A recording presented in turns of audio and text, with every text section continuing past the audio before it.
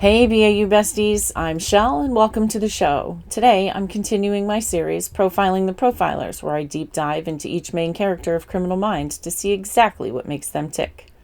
Next up, the incredible, amazing, intelligent Dr. Spencer Reid.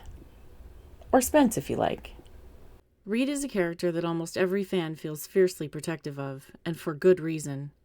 The writers put this man through absolute hell. But what makes Reid special isn't just his unmatched intelligence, it's his childlike innocence. My favorite example of this is when Emily famously comes back to the team after faking her death. While everyone was processing the operational shock, Reid looked at Hotch and said, with the pure, vulnerable confusion of a child, "We buried her." Let's get into it.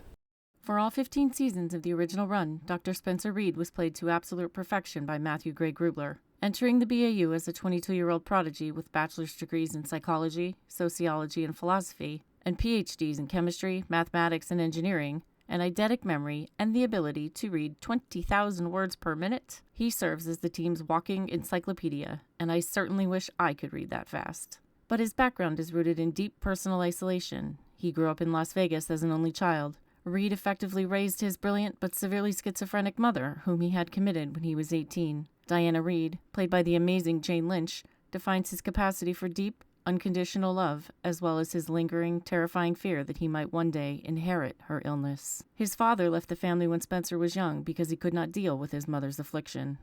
Reid matters because he is the BAU's intellectual North Star and is the mind that solves the unsolvable. His baseline personality is quirky, hyperfixated, and endlessly empathetic. But as the seasons progress, we watch that childlike wonder battle against the unimaginable horrors he witnesses. Early on, Gideon becomes a surrogate father and mentor to Reid, recognizing his genius while also protecting his emotional fragility. So when Gideon abruptly leaves the BAU, it shatters Reid's sense of security and becomes the first of many devastating abandonments he has to endure. Later, when Gideon is murdered, Reid draws on everything he was taught to help solve the case, turning that loss into one final act of loyalty. As a profiler, Reid's methodology relies entirely on patterns, statistics, historical precedents, and flawless logic. But his professional code is driven by a deep, emotional need to understand the why behind human behavior. This makes him an incredible interviewer, often connecting with unsubs who feel isolated from the world. However, that empathy makes it impossible for him to compartmentalize the trauma. He doesn't just solve cases, he carries them. The show systematically shatters Reid's innocence through a series of brutal, highly personal villain arcs. The first major turning point is in Season 2 with Tobias Henkel, brilliantly played by the late James Vanderbeek. Henkel kidnaps, physically tortures, and forcibly drugs Reid, triggering a dark, secret struggle with a Dilaudid addiction that stains his early years in the unit. Years later, his psychological armor is targeted from a completely different angle by Peter Lewis, also known as Mr. Scratch, who frames Reid for murder in Mexico, landing our gentle, childlike genius in a brutal, maximum-security prison. The prison arc strips away his safety completely, forcing him to adapt to a violent world just to survive. But the true tragedy of Reid lies in his romantic life, which is defined by devastating loss and unspoken longing. The love of his life was Maeve Donovan, a brilliant geneticist he fell in love with entirely over the phone. The agonizing climax where Reid finally meets Maeve in person, only to watch her get murdered right in front of him by her stalker, is arguably one of the most heartbreaking moments in the entire series. It hardens something inside him forever. And then there's JJ. For years, their bond felt like a sweet, fiercely protective best friendship, but the show dropped an absolute emotional bomb on the fandom, myself included, when it revealed JJ's secret, long-held love for Reid. It cast a completely new light on their entire history, from their very first football game date in Season 1 to the heartbreaking reality that they were soulmates who simply missed their window. And finally, we have to talk about his ultimate psychological rival, Kat Adams, played with terrifying, chaotic chemistry by Aubrey Plaza.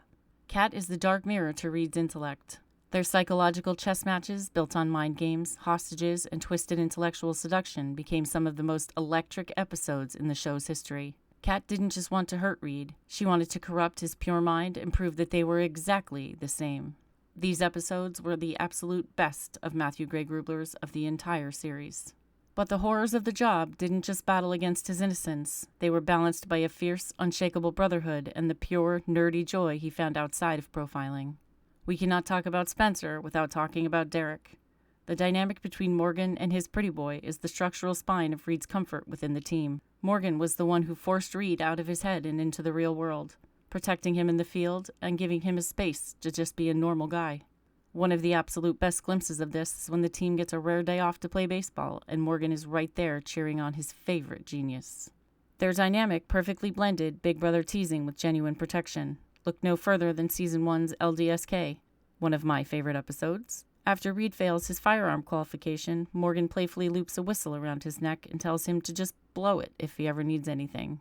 It starts as a joke, but after Reid steps up under pressure, outsmarts a serial killer, and saves the day, he gets the ultimate last laugh, coolly tossing the whistle right back at Morgan. And when he wasn't trying to navigate sports, Reid held on to a childlike wonder through his absolute love of sleight-of-hand magic. This was a real-life passion of Grubler that made its way into the character, and the writers used it perfectly to show Reid's gentler side. We get to see him just having fun with it as the team's resident entertainer, like when he's happily performing magic tricks for JJ and Will's son Henry at their wedding. In the end, Spencer Reid's evolution is a masterclass in survival. He started as a timid boy genius in mismatched socks, a real-life quirk of Grubler's that became part of Reid's charm, before slowly evolving into a hardened, deeply resilient veteran profiler. As the trauma piled up, those soft, academic knits were replaced by sharp, dark waistcoats and rolled-up sleeves. A visual armor showing just how much he had to grow up to survive. Yet through all the scars, he never lost that core empathy that makes him the heart of the BAU. He proved that you can look directly into the mouth of madness and still keep your soul intact. Thank you for watching my Dr. Spencer Reid appreciation episode. If this deep dive was your vibe, do the YouTube things, like, subscribe, and drop a comment with your favorite Reid moment. If you're coming back for episode 6, we're going to shift gears and talk about the absolute queen of color, technical wizardry, and the pure emotional heartbeat of the team, Penelope Garcia. Until then, take care of yourself, and I'll see you in the next one. You can catch my other Criminal Minds videos here.